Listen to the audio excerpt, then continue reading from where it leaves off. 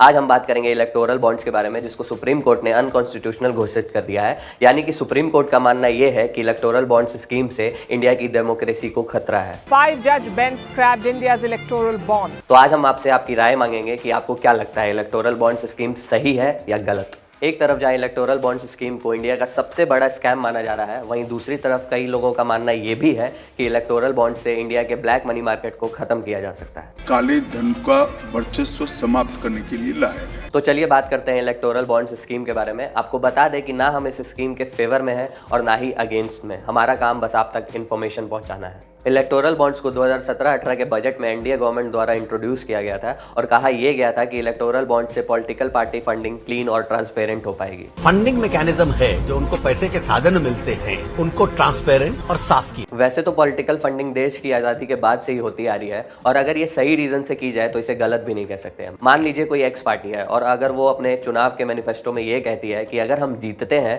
तो ये सारे बदलाव लाएंगे, और अगर किसी कॉरपोरेशन को ये लगता है कि इन बदलाव से उनके बिजनेस में फायदा होगा तो वो उस एक्स पार्टी को फंडिंग देते हैं। फंडिंग को गलत तब माना जाता है जब कोई कॉरपोरेशन उस एक्स पार्टी को इसलिए फंडिंग देती है ताकि उसे कोई प्रोजेक्ट मिल पाए, और इसे सही मायने में रिश्वत देना कहेंगे। इलेक्टोरल बॉन्ड से आइडेंटिटी को हिडन रखने में आसानी होती है, क्योंकि अगर कोई भी कॉरपोरेशन किसी दूसरी पार्टी को ओपनली फंड देते हैं तो शायद दूसरे पार्टी के समर्थक उनके बिजनेस से ज्यादा लेन देन नहीं रखें। हमें देंगे तो जहाँ कांग्रेस का शासन है वो परेशान करते हैं, इतना डर था। जैसे कि आप सोशल मीडिया पे ही देख लीजिए, अगर आप किसी पार्टी के फेवर में हैं तो दूसरे पार्टी के लोग आपको बॉयकॉट करने लगते हैं। खैर, आम जनता को ये डेटा नहीं मिलता है, पर उस कंपनी के बैलेंस शीट में ये रिफ्लेक्ट होता है कि उस कंपनी ने कितने के इलेक्टोरल बॉन्ड्स खरीदे हैं।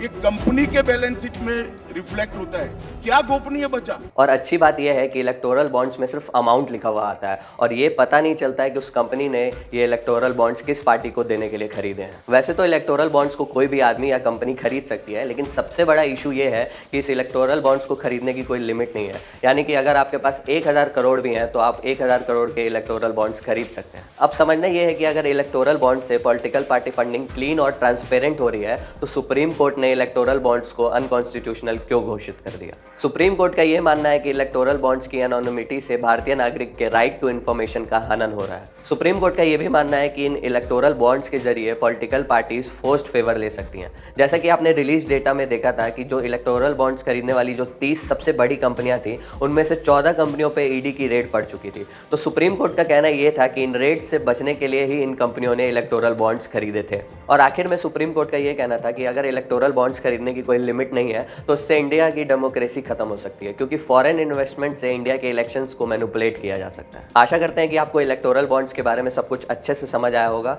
मैं हूं जसदीप और आप देख रहे हैं चौकस भारत।